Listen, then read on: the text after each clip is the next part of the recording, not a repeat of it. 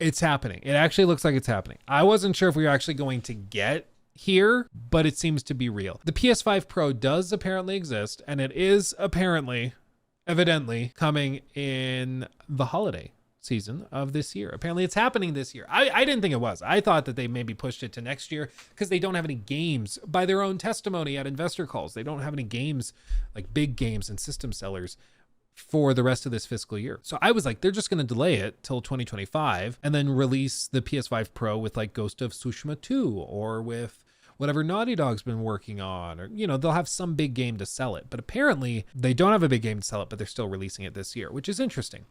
Now, what they do specify, it is tentatively targeting a 2024 holiday release. So it could change, but they're aiming for that. And so they go into some details about this. Today's leaked documents also confirmed rendering 45% faster than PS5 should allow for more reliable performance, hitting 60 frames and doing so at higher frame rates, or higher resolutions rather, which is cool. Improved ray tracing, 4x in some cases. I don't personally care that much about ray tracing, but it's fine. Teraflops basically means nothing in most of these conversations. It's just kind of like an easy marketing gimmick to look at. So doesn't tell you a whole lot. I heard somebody compare it to like horsepower. I think it's even less vague, or it's more vague and less specific than horsepower.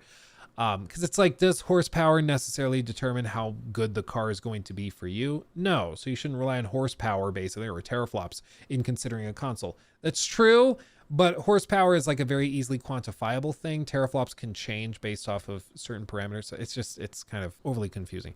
But PSSR, PlayStation Spectral Super Resolution Upscaling, is an upscaling and anti-aliasing solution they've developed specifically for PlayStation. So apparently they're developing their own thing, basically, which it seems like it's different from FSR. It's different from DLSS. It's their own thing. So maybe it's just so much better than those that they just decided to do it natively on the console. So developers only have to achieve a certain level and then the console handles the rest. Maybe that's what they're doing. I don't know, but it's interesting that they're not pitching it as like, yeah, it runs FSR 3. They're pitching it as something unique and different. It's also going to support resolutions up to 8K. Specifically, it's planned for a future SDK version. To be clear, that's probably never going to run on this console, like as far as games are concerned, unless it's like Super Meat Boy or something. But probably it's built for video output. So like if you watch Netflix and you want to watch Netflix or YouTube at 8K on your huge ass TV in 5 years, you could do that. That's kind of what they're aiming for there. Custom machine learning architecture and AI accelerator supporting 300 TOPS of 8-bit computation, 67 teraflops of 16-bit floating point. What is interesting to me is that apparently they are trying to take steps to actually like build in AI computational areas, whatever. Like they're actually adding in AI processing units onto these new systems, which is surprising. There's more details as well. They're going to support a high CPU frequency mode, which is interesting, where it's going to give a 10% increase over the standard console by rerouting power from the GPU over to the CPU, which could help for like simulation heavy games. That's interesting. They have some audio improvements as well. More convoluted reverbs can be processed now. That's super cool. Yeah, more stuff with the GPU. So it can run specialized traversal shaders. Cool. It's also understood that this means to make the PS5 Pro as competitive, not my phrasing here, as possible, it will have a detachable disk drive, which will be identical to the latest iteration of the standard PS5 1 terabyte of storage space option as well. Currently, the PS5 Pro is running on SDK or SDK, whatever. 9 and 10 is expected in fall of 24, which is the current targeted release date of the console. So they're doing it. They're doing it. What's interesting also is that Xbox is apparently not doing the same mid-gen refresh. They're looking potentially at doing a full-on generation step forward in 2026, I believe, is what they last reported on.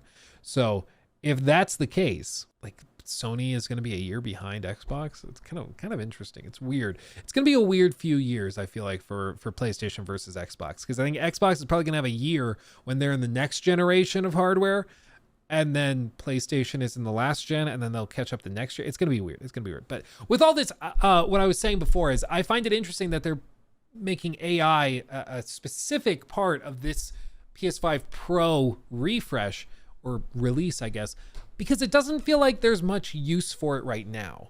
And what's odd to me is by putting that on the PS5 Pro, but it's not on the PS5, are there going to be certain features or certain things the PS5 Pro does with that the PS5 just won't be able to do? You know, like what is that going to be used for? Is it going to be used just for like UI stuff? Is it going to be used just for maybe processing voice commands through the controller or something? Is that what they're doing it for? Or are they going to be trying to use it in actual games? And if that's the case, the PS5 doesn't have that. So you're going to have different features on the PS5 Pro versus PS5. It's just weird. I exactly, Diego. I don't know why it needs the AI stuff or what it's going to be using it for, because it seems like even if it is really great for maybe processing like NPC discussions or something, maybe there's an actual like language model they're using on the console and they're processing and deciding what these things do in real time instead of having a server do it remotely.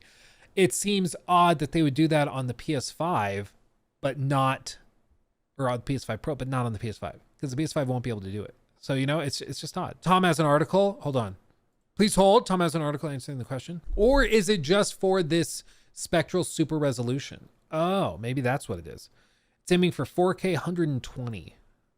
Jesus. Okay. Yeah, maybe that's all it is. It's revealed that the PS5 Pro, codenamed Trinity, will be incorporating PSSR to upscale to higher resolutions. Currently, PSSR works on SKD 9 in the PlayStation 5 Pro to bring 4K resolutions. Insider Gaming has also revealed the specifications. Yep, we looked at that. Outlined in the documents provided to Insider Gaming under the condition they are not made public. PlayStation's ambitions with PSSR is to achieve 4K 120 FPS and 8K 60. Whilst these are not the targets for the PS5 Pro due to hardware limitations, it is the internal goal for PSSR in the future console interactions.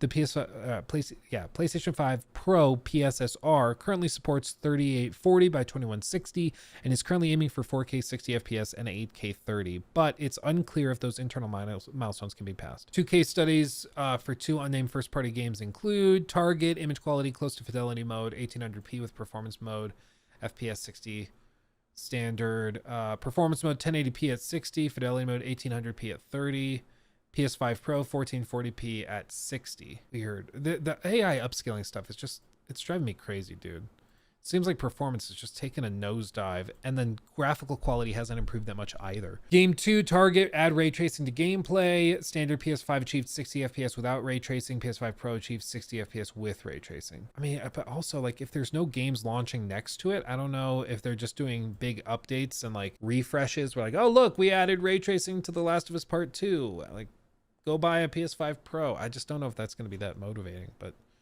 so I guess maybe the AI stuff is just being used for the upscaling tech, and that's all it's going to be doing is just upscaling.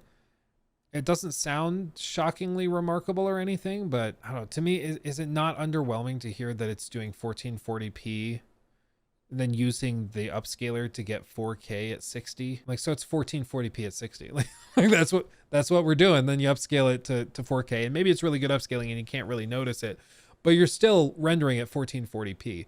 Like, the promise of the PS5 gen was supposed to be that we get 4K stuff, and then all of these AI upscalers came out and it was like, okay, this is achievable now, but it's just frustrating. It is disappointing, especially when they say 4K is running at 120 FPS. Yeah, well, it's like, okay, well, if you're just going to say 4K 120 or 8K at 60, it's not. Like, you might be rendering at 1440p and upscaling it to 8K, but it's not 8K. Like, if you're going to say that that's 8K, resolutions don't matter anymore. Like, it just doesn't matter anymore. If you're just going to conflate upscaled to that resolution with rendering natively at that resolution, and this is also paired with, of course, other technical issues and speed bumps people have run into. It seems like we're getting, again, an over-reliance, in my opinion, on these upscalers for performance, where, like, Jedi Survivor is probably the best example in recent memory, where that game ran really, really poorly. And then they were like, well, we need to hit these frame rate targets. We need to hit 30 or we need to hit 60 for performance mode. So we're going to put in FSR, I think it was FSR 2 or FSR 1, but they put in the AI upscaling stuff. And so the gameplay looked horrifically blurry. It looked really, really bad. And that was the only way you could hit a semi-decent frame rate. And even then it dipped and dropped all over the place. But it was because like the game ran like garbage. But they were like, just add in the AI upscaling stuff and we'll hit those frame rate targets and it'll be fine. Even though it looked like garbage. Like, oh, well, we technically hit the frame rate. We technically did it, so we're fine. And it's frustrating because I think a lot of developers have started doing that where they just rely on that upscaling to fill in those gaps for them. And it's annoying because I'm like, this was supposed to be a generation where we took a big leap forward. And instead it feels like we took a baby step and then we haven't really gone anywhere.